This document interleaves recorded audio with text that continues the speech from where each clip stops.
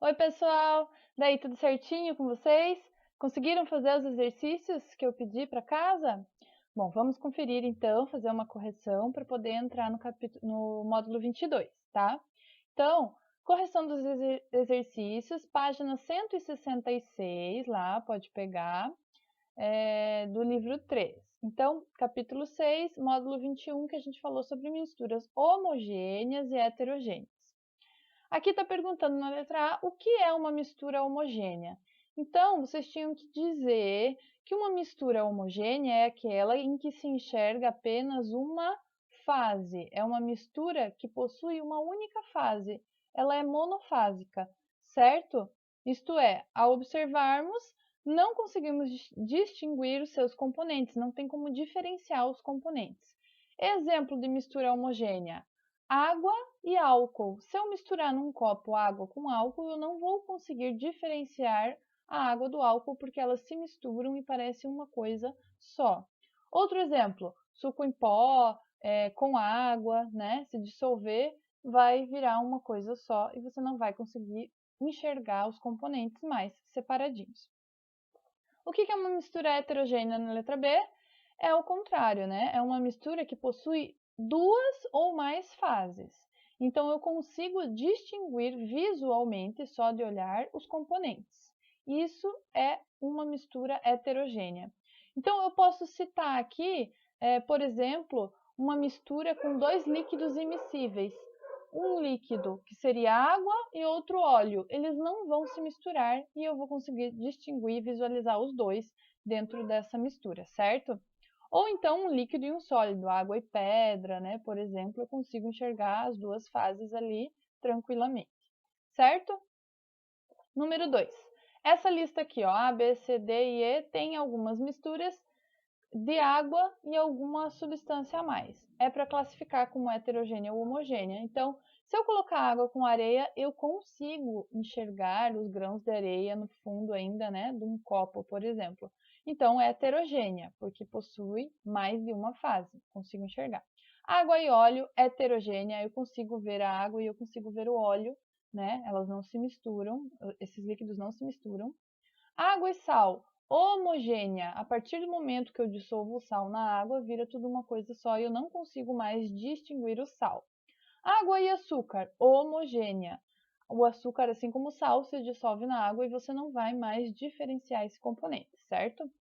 Água e álcool, homogênea, como citei já no exemplo do exercício anterior. Você não consegue identificar o álcool na água. Ele se mistura e vira tudo uma única fase, certo? Número 3. Tem um textinho aqui e você tinha que responder a questão. Uma alternativa que tem um exemplo de mistura homogênea. Gente, homogênea é uma única fase, eu não consigo diferenciar os componentes. Água com gasolina não é uma mistura homogênea, certo? Eu vou conseguir visualizar a água e a gasolina pela diferença de densidade. Água com óleo de cozinha também consigo diferenciar por causa da diferença de densidade do óleo e da água. Ar atmosférico mais fuligem, que seria uma poeira. Eu consigo visualizar a poeira no ar, né? Areia mais sal de cozinha. Nós conseguimos visualizar entre os grãos de areia os grãozinhos de sal, as pedrinhas de sal, certo? Então, tudo isso daqui são misturas heterogêneas. O gás nitrogênio com o gás hélio vira tudo uma coisa só e você não consegue identificar, certo? Gás, nitrogênio e gás hélio é uma única fase, mistura homogênea. Exercícios propostos. Número 4. Um copo contendo água mineral gaseificada, água com gás, com pedras de gelo, é uma mistura heterogênea. Por quê? Porque o gás que tem na água mineral é um gás carbônico, ou seja, é uma outra mistura. E eu consigo ver essas bolinhas de gás, certo? Ela é formada por 3 fases. Quais seriam as fases que eu enxergo? A água líquida, a água sólida, que seria o gelo, e as bolinhas de gás carbônico, o gás. 3 fases. Sendo quantas sólidas? Uma só, né? O gelo, a pedra de gelo. Então, sendo uma sólida. Letra A, heterogênea 3 e uma sólida. Número 5. Todos nós dependemos da água para a nossa sobrevivência, tá? Isso é certo, e a água é importantíssima para todos os seres vivos. Tudo que consumimos necessita de água para ser produzido, desde bebidas, alimentos, roupas, tudo. A indústria, ela precisa de muita água, certo? Desde automóveis, celulares, tudo que você possa imaginar vai ter em alguma fase, em algum processo, a utilização de água.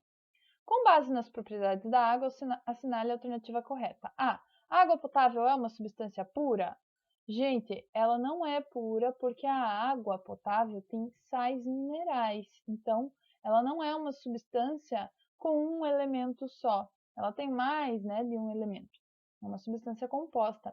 A água misturada ao sal de cozinha forma uma mistura homogênea. Sim, letra B pode marcar. Água e sal de cozinha, a gente não enxerga o sal dissolvido na água, então é homogênea. A C não está certa porque a água misturada a óleo de cozinha é heterogênea, a gente enxerga, tá? O óleo e a água. A D, a água é uma substância simples? Não, é uma substância composta, como já falei aqui no primeiro, né? A água é considerada o principal soluto do planeta? Não, é o principal solvente, tá? Solvente é aquele que dissolve as coisas. A água é considerada o solvente universal porque ela dissolve quase todas as substâncias. Não todas, mas boa parte das substâncias, tá? O número 6 fala sobre as misturas. Então, elas apresentam algumas características, como solvente, soluto, solubilidade, fase. É para dizer o que significa cada um desses conceitos.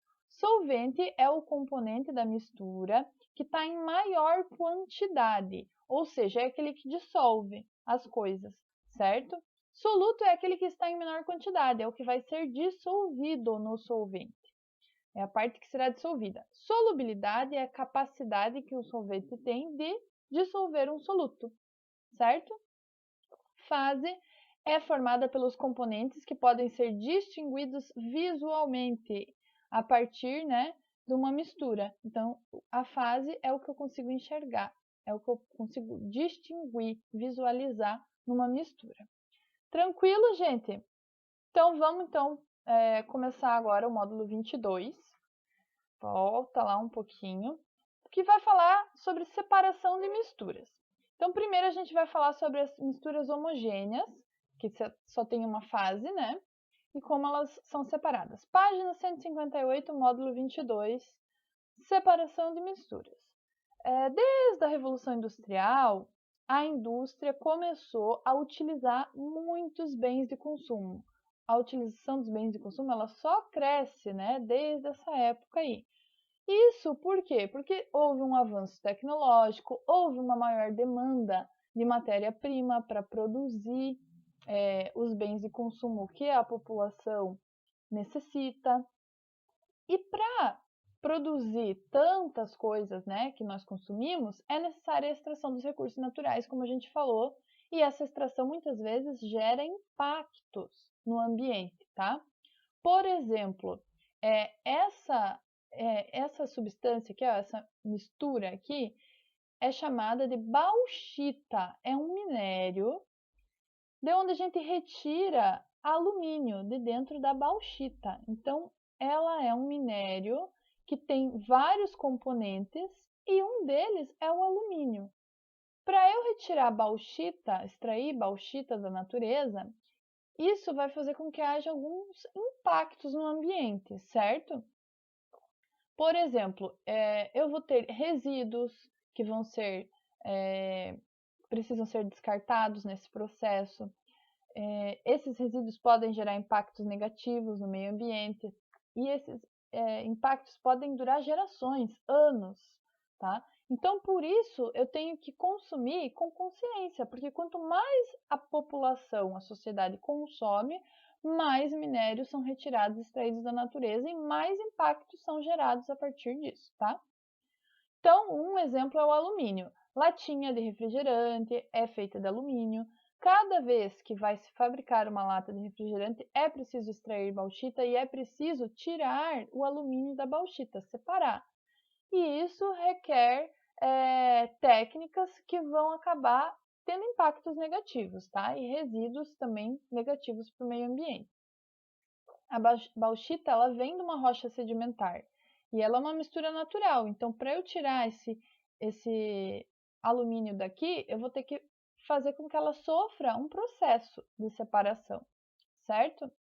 E muitas vezes esse processo é difícil, é custoso e gera resíduos, como eu falei, que são de difícil tratamento, tá? Por isso, o que a gente tem que fazer? Reciclar ao máximo. Aqui a gente tem uma imagem, né, de latas prensadas. Então, quando você recicla latas de alumínio para fabricar outras latas de alumínio, você está evitando que seja retirada mais bauxita, extraída mais bauxita, um recurso natural, né, da natureza, certo?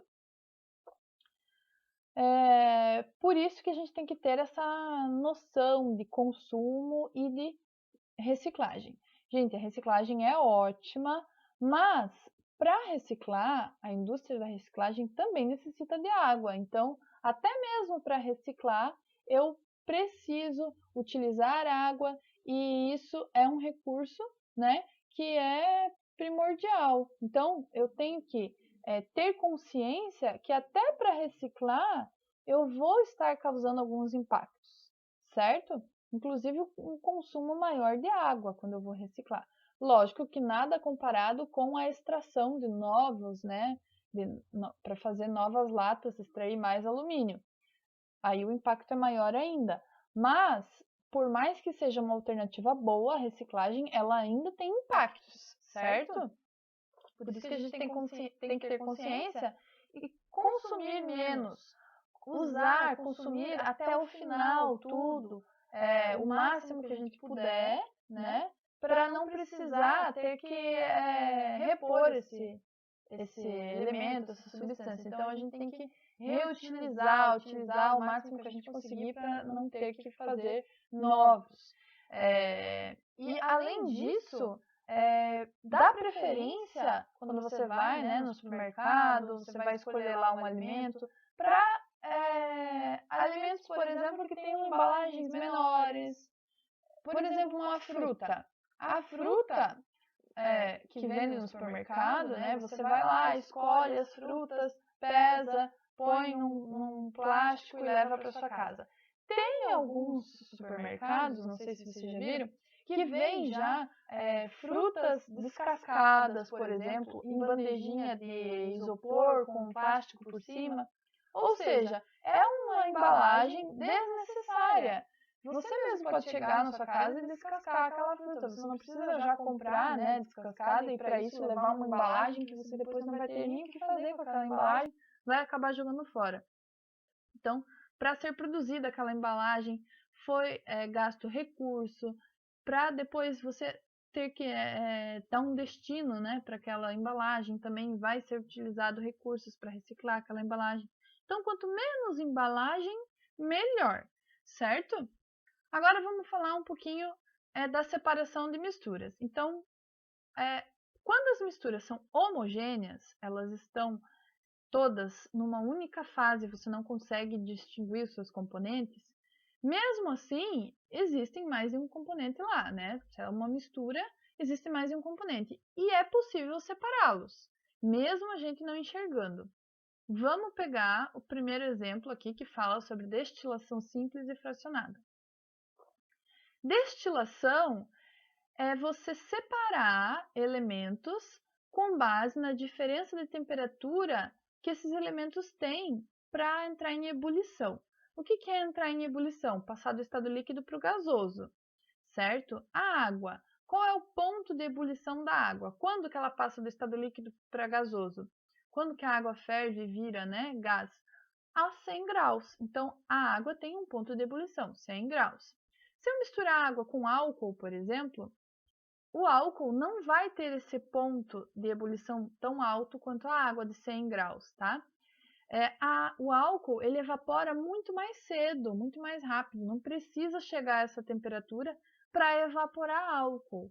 Vocês podem até fazer essa experiência, se vocês tiverem álcool líquido, né? Acesso a álcool líquido, e deixar aberto o frasco, vai começar a evaporar.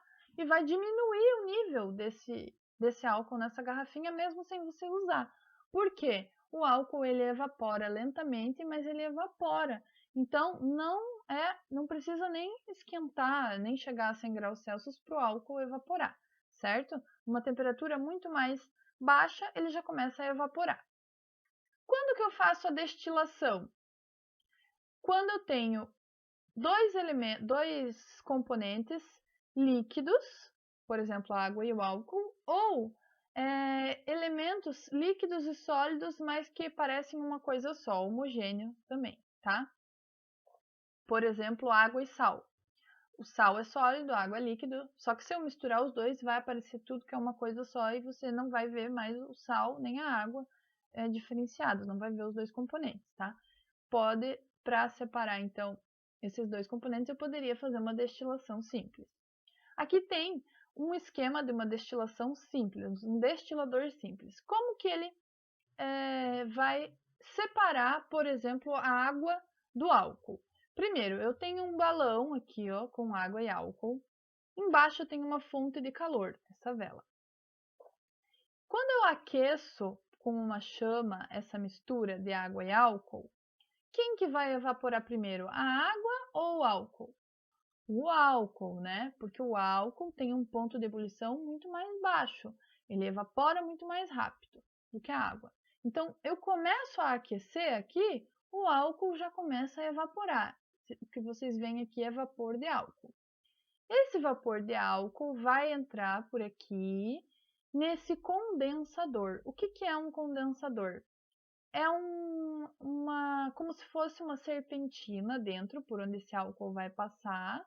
E por fora dessa serpentina tem água fria. Então aqui tem uma torneira com uma mangueira jogando água fria, não junto, tá? Com o álcool. O álcool está dentro desse espiral ali, azul mais escuro. Então o vaporzinho de álcool está ali. Esse azul mais claro em volta desse espiral vai ser a água fria, resfriando. Então, o vapor de álcool, quando ele se resfria, faz com que baixe a temperatura e volte a ser líquido. Então, quanto mais eu esquento algo, a tendência vai ser evaporar. Se eu resfriar, baixar a temperatura, a tendência vai ser virar líquido novamente, voltar ao estado líquido. Quando volta ao estado líquido, o álcool ele vai pingar aqui nesse becker e eu vou ter álcool desse lado. E o que sobrar aqui desse outro lado vai ser água pura, certo? Então, a água desse lado, álcool desse lado. É assim que funciona um destilador, com base na diferença do ponto de temperatura de cada um entrar em ebulição, certo? Próxima página, 160, a gente tem agora um destilador mais complexo. Não é um destilador simples, é o destilador fracionado. Esse aqui, ó, tá? Aqui tem a torre de destilação. Então, o que é isso? Um destilador fracionado pode separar misturas como o petróleo, por exemplo. O petróleo é um líquido viscoso, negro, mas que é formado por várias substâncias misturadas. Eu consigo separar essas substâncias num destilador, da mesma maneira do destilador simples, mas eu preciso usar um destilador fracionado. Por quê? Porque dentro do petróleo eu tenho óleo diesel, eu tenho gasolina, eu posso tirar dele gás natural, querosene, piche, entre outras coisas. Cada elemento desse aqui, cada substância, né, dessa aqui que eu posso tirar do petróleo, tem uma temperatura de ebulição, vai evaporar a uma certa temperatura. Então, essa torre, vocês podem ver que ela tem temperaturas diferentes. Aqui em cima 40 graus, depois 100, 115, 220, até 400 graus centígrados aqui embaixo. Muito quente, tá? Então, cada temperatura dessas vai ser responsável por separar um composto. O diesel, o querosene a 115, a nafta a 100, a gasolina a 40 graus. Então, cada um vai ser evaporar a uma temperatura diferente. Quem que evapora primeiro? A gasolina. 40 graus já começa a evaporar a gasolina do petróleo e ela sai por aqui, aí eu resfriaria, para pingar a gasolina lá do outro lado e separar a gasolina desse petróleo, certo? Da mesma maneira, eu vou fazer aquecendo mais, para tirar compostos diferentes. Então, isso é uma torre de destilação e cada componente vai ser coletado a uma certa altura, porque cada altura tem uma temperatura, tá? Agora, outro processo para eu separar as misturas homogêneas é a evaporação e cristalização. Como que eu consigo fazer isso? Cristalização é muito utilizado em salinas, para eu separar o sal da água, tá? O que é essa técnica de cristalização? Eu vou dissolver todos os componentes de uma mistura de sólidos num determinado solvente. Então, eu pego lá alguns sólidos e dissolvo num solvente. Aí, eu misturei, né, o líquido com o sólido. Eu vou fazer um processo em seguida de evaporação. O que vai evaporar? Somente o líquido.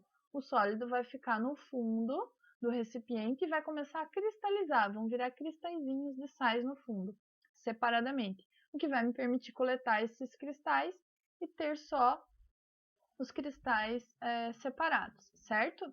Aqui a gente tem uma foto de uma salina de Maras, lá no Peru, que fica mais ou menos 100 quilômetros de uma cidade bem conhecida, a cidade de Cusco, que é uma cidade bem turística lá.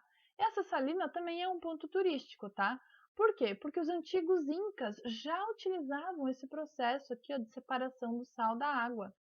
Eles construíram um sistema, esse sistema aqui, ó, como se fossem piscinas, pequenas piscinas com 10 centímetros de profundidade. Aí a água salgada entrava nessas piscinas e evaporava, ficando só no fundo aqui dessas piscinas o sal. Então, o sal era coletado depois que a água evaporava, depois de alguns dias, certo? Então, essa é a maneira que se separava e que ainda é utilizada até hoje e virou um ponto turístico lá no Peru. Depois a gente vai falar sobre a separação de misturas heterogêneas na próxima aula, tá? Então, por enquanto, não vai ter tarefa de casa, eu quero só que vocês releiam essas páginas aqui, ó, começando pela separação de misturas, da 158 a 159 e a 160. Leiam com calma, com atenção. Se surgir alguma dúvida, né, nesses processos aqui que eu falei de separar misturas homogêneas, vocês podem tirar lá no fórum no Sponte, tá bom? Que eu vou respondendo para vocês. Então, por enquanto é isso. Próxima aula a gente vê os processos de misturas heterogêneas, como separá-las, tá bom? Então, até lá e bons estudos!